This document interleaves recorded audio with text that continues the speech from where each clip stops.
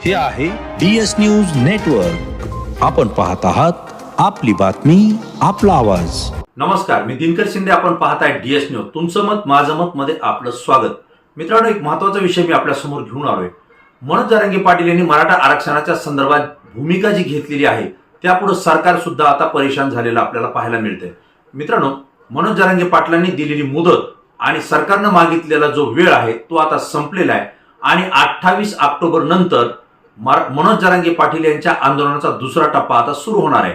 तत्पूर्वी अनेक राज्यातल्या अनेक गावांमध्ये आमदार असतील, मंत्री असतील, खासदार असतील यांना प्रवेश बंदी करण्यात आली आहे. त्यामुळे नेत्यांची पंचायत झालेली आहे. त्यामुळे अनेक आमदार, मंत्री, खासदार हे आता ग्रामीण भागामध्ये दौरे करायला धजत नाहीयेत. परंतु त्या ठिकाणी कार्यकर्ते, कुठलाही नेता जर गावामध्ये आला तर त्याची गाडी अडवताना आपल्याला पाहायला मिळतोय, त्याला घेराव घालताना पाहायला मिळतोय आणि त्यासोबतच मराठा समाजाला आरक्षणाच्या संदर्भात आपली भूमिका काय ती स्पष्ट करा अशी सुद्धा मागणी करतोय.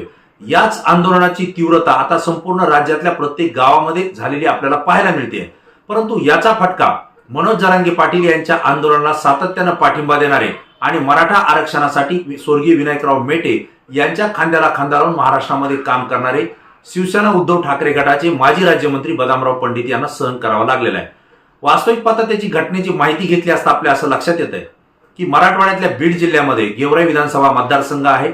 याच ठिकाणचे शिवसेनेचे उद्धव ठाकरे गटाचे माजी राज्यमंत्री बदामराव पंडित हे तालुक्यातील मादळमोही या ठिकाणी मोही माता या देवीची जत्रा त्या ठिकाणी भरली होती, यात्रा भरली होती आणि त्या ठिकाणी दर्शनासाठी ते गेले असताना त्या ठिकाणी मराठा समाजाच्या तरुणांनी त्यांच्या गाडीला घेराव घालण्याचा त्या ठिकाणी प्रयत्न केला. परंतु बदामराव पंडित हे मंदिरामध्ये दर्शन घेत असताना त्यांनी आपली गाडी एका रुग्णाला ड्रायव्हरला सांगून दवाखान्यामध्ये पोहोचविण्यासाठी सांगितल्याची माहिती आपल्याला मिळते. परंतु याच वेळी तरुणांनी गाडीला गराडा घातला.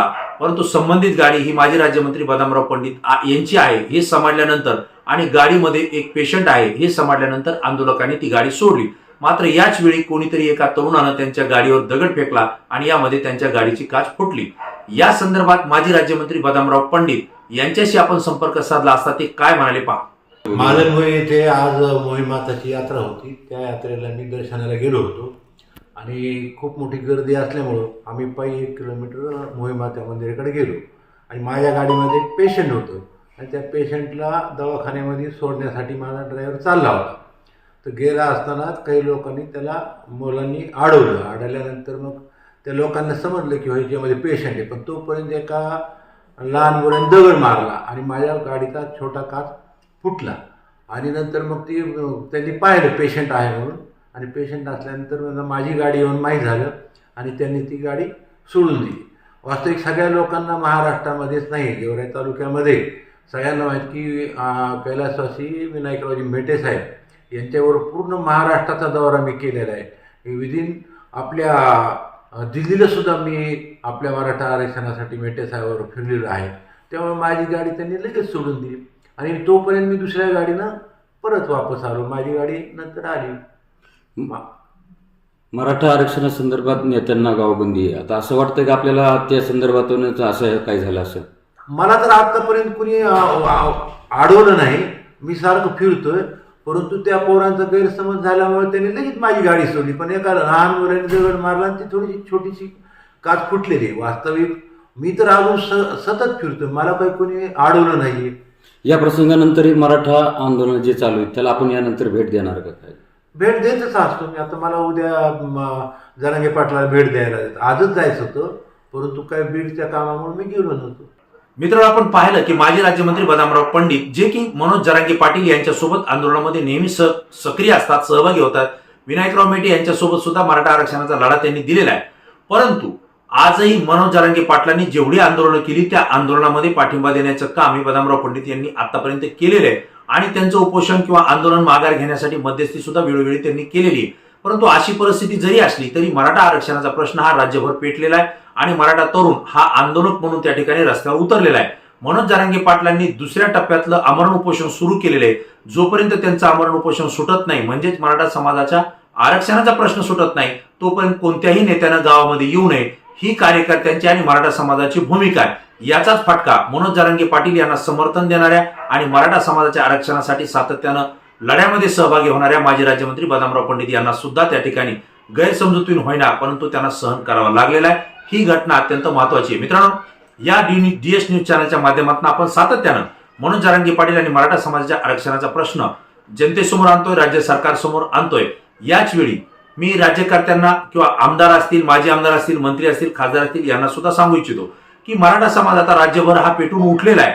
जोपर्यंत आरक्षण मिळत नाही आणि मनोज जरांगे पाटलांचं उपोषण सुटत नाही तोपर्यंत नेत्यांनी आमच्या गावामध्ये येऊ नये ही भूमिका समाजाने घेतलेली आहे. त्यामुळे नेत्यांनी सुद्धा आता कार्यक्रमाला जाणं या ठिकाणी टाळलं पाहिजे. भले तो मराठा समाजाच्या आरक्षणाच्या संदर्भात जरी सकारात्मक भूमिका घेतली असेल किंवा घेत असेल किंवा सत्ताधारी पक्षाचा तो आमदार किंवा नेता असेल, या प्रत्येकानं सुद्धा आता या ग्रामीण भागातल्या गावामध्ये जाणं प्रकर्षाने त्या ठिकाणी टाळलं पाहिजे. हीच भूमिका मनोज जरांगे पाटलाची आहे. कारण त्या ठिकाणी गाडीमध्ये कोण येतो आणि गाडी कुणाची आहे हे समजण्या अगोदरच समाजाचे बांधव त्या ठिकाणी त्यांना गरडा घालतायत आणि मराठा समाजाच्या आरक्षणाबाबतची आपली भूमिका काय हे स्पष्ट करा आणि आमच्या गावात येऊ नका असं त्या ठिकाणी सांगतायत. यातून पुन्हा दुसरी घटना घडू नये यासाठी प्रत्येकानं काळजी घेण्याची गरज आहे.